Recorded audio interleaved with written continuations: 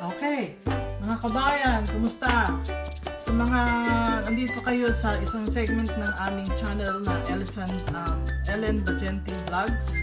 Ang isang segment na ito ay about cooking. Isa yun sa favorite kong gawin.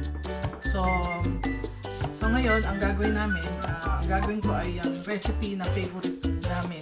Because originally, we came from Bicol, from Catanduanes. So yung parents ko, syempre mahilig sila sa mga gata, no? Sa mga tulad nito, yung gata, yung gata ng nyog. Okay, so marami kasi dun sa province namin. So yun ang una kong gagawin recipe dito sa aking segment.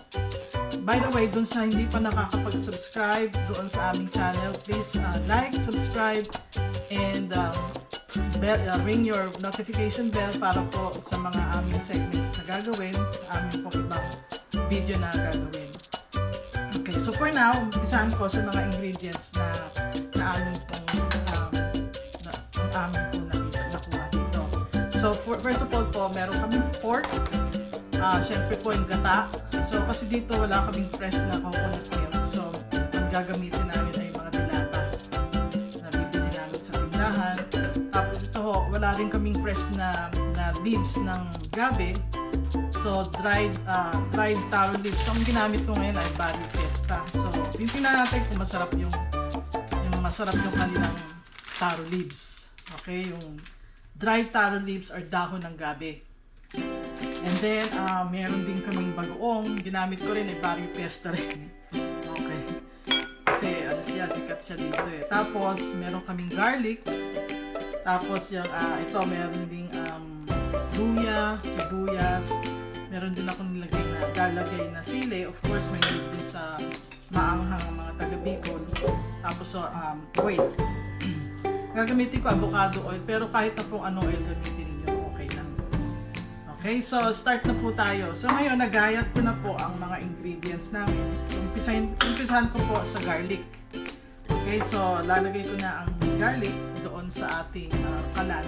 Tapos lulutuin natin.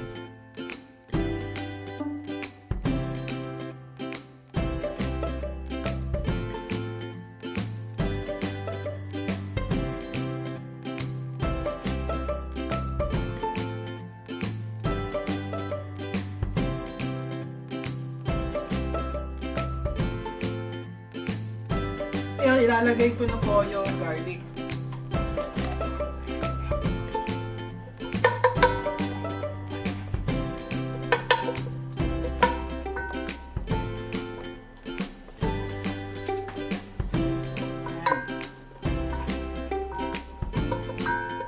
Medyo pa-brownin niya ng konti.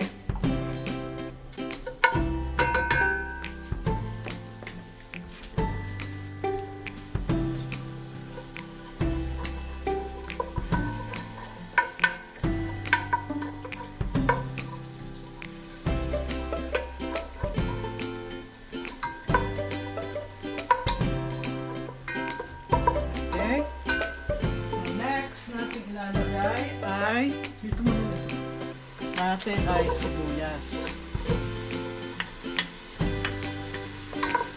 Ayan.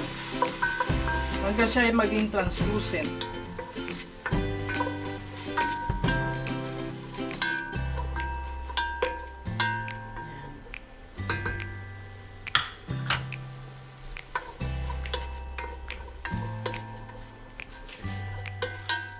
Tapos ang luya ang isusunod natin.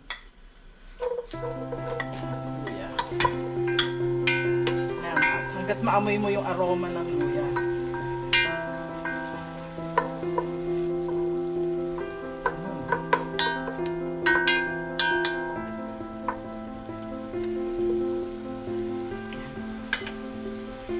Susunod na natin ay pork.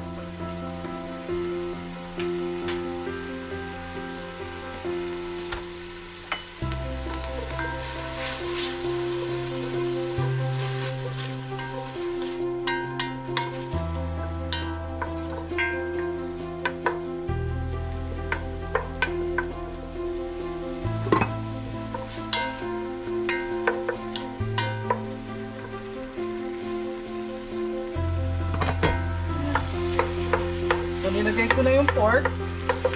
Ngayon, hanggat maging ano na siya, mga brown.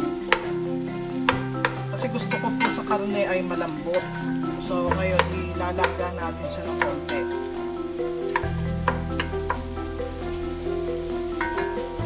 Lalagyan ko ng konting tubig.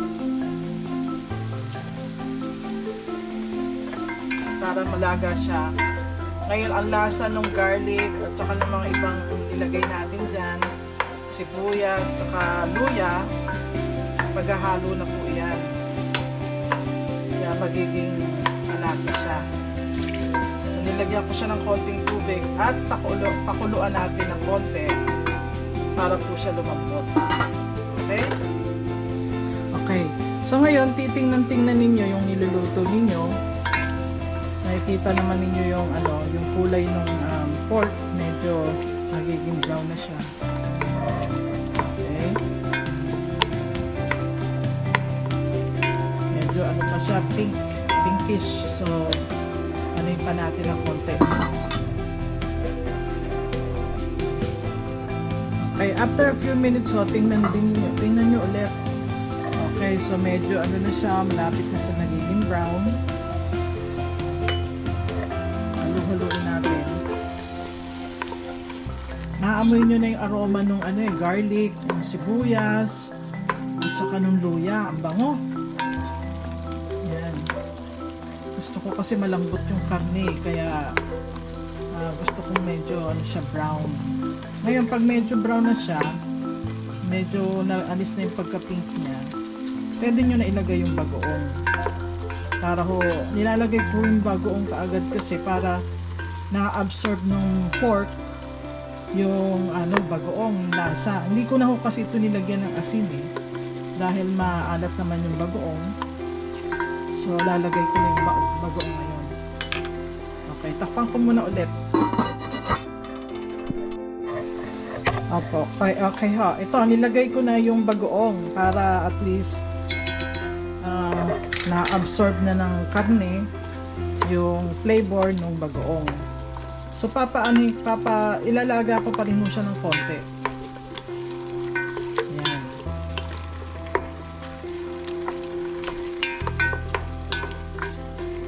Ang bango. Ang bango ng bagoong. Yan, medyo nahalo ko na siya. So, pa natin ulit siya ng konti. Mga 10 minutes. Para na-absorb ng pork yung lasa.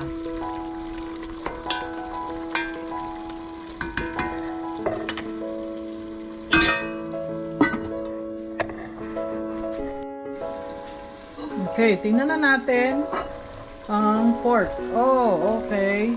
Na-absorb na ng pork yung bagoong. Bango yan. Okay. Halo ng konti. Ilalagay na natin ngayon yung coconut oil. Ay, yung coconut milk. Coconut milk. Okay, sandali lang. Lalagyan na natin.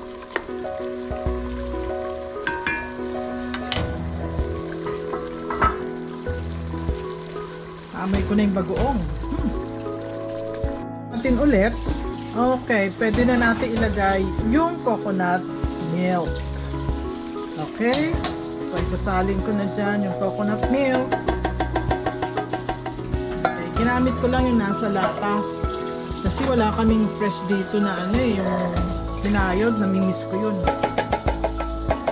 Okay, so ngayon ilagay natin na yan. Pwede na rin natin ilagay ang ating taro leaves. Okay. So ngayon ang ginamit ko ay dry leaves ng sa plastic lang. Hindi katulad dun sa atin sa Manila, meron talagang fresh tapos ito dry. Pero dito kasi dried na talaga Okay, salin ko na lahat. So ngayon, lang natin dyan ng konti. Sayang yan.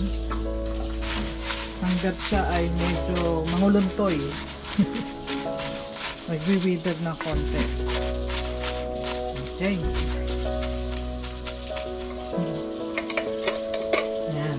Takpan muna natin ng konti.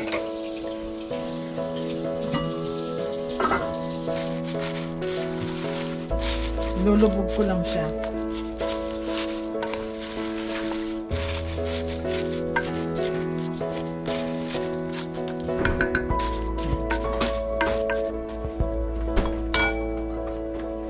Takpan muna natin. Yan, medyo bumaba na ho yung laing.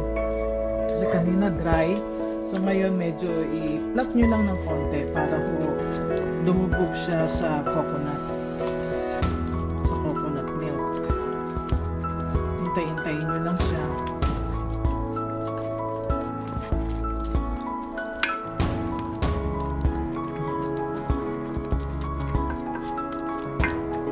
Ang bango, naamoy ko na yung ano, yung aroma ng gabi. Alam niyo po ang gabi, habang tumatagal po yan sa ref o kaya sa refrigerator, lalong sumasarap yan. Lalo na pag nilalagay nyo, pinapatong nyo sa white rice. Masarap yan. Kaya yung ano nyo, watch out na lang po sa cholesterol. Pero masarap kumain kasi eh. Ito yung madalas kong dinadala sa potluck namin.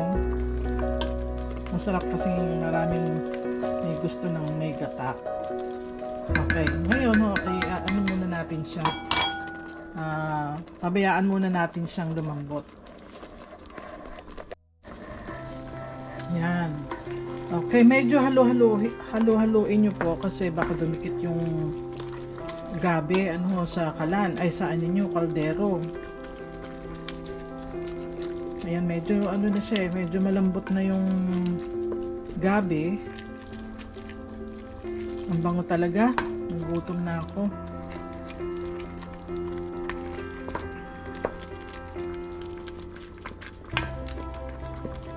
Ayan, konti pa, mga siguro 10 minutes. Madali lang lutuin to, napakasimple ng ingredients eh. At saka ang dali lang gawin. At saka yung iba kasi minsan lang nila itong makita sa mga handaan, kaya mabili ang laing. Mabenta ito sa mga handaan natin. Kasi bihira lang itong may magluto. Mamaya ilalagay ko na yung sili. Tikman natin, baka kulang pa sa alat.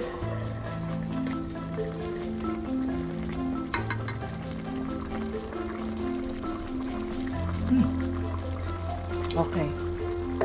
Ayoko masyadong maalat, kaya tama na sa akin yung nilagay kong bagoong. Hindi ko na lalagyan ng asin. Pero nasa timplada nyo yun eh, kung gusto niyo lagyan pa. Sa akin enough na ito. Okay. Siguro mga additional mga 10 minutes po. Tapos ilalagay ko na yung sili.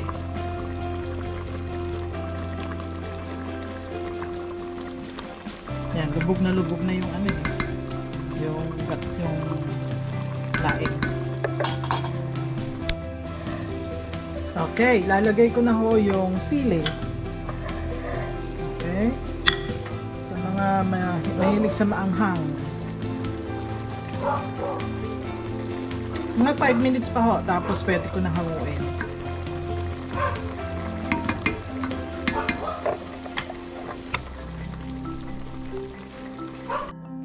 Oops, buti na lang nakita ko. Okay, tingnan natin kasi nung hinalo ko medyo dumidikit na yung yung dahon. So ayan, ready na yan. Okay? So pwede na nating hanguin and ready to serve. Okay, isa-serve na natin. So ilalagay ko na siya sa ating lalagyan. At nang matikman at nang maibigan. Okay? Hello, Sipi. Sorry boy, hindi pwede sa'yo to.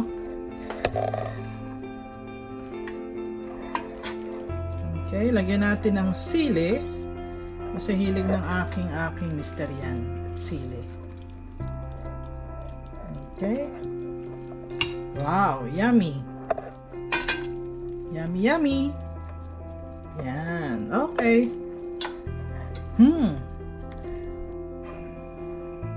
Ito na po ang finished product natin. Okay? So, ready to chow!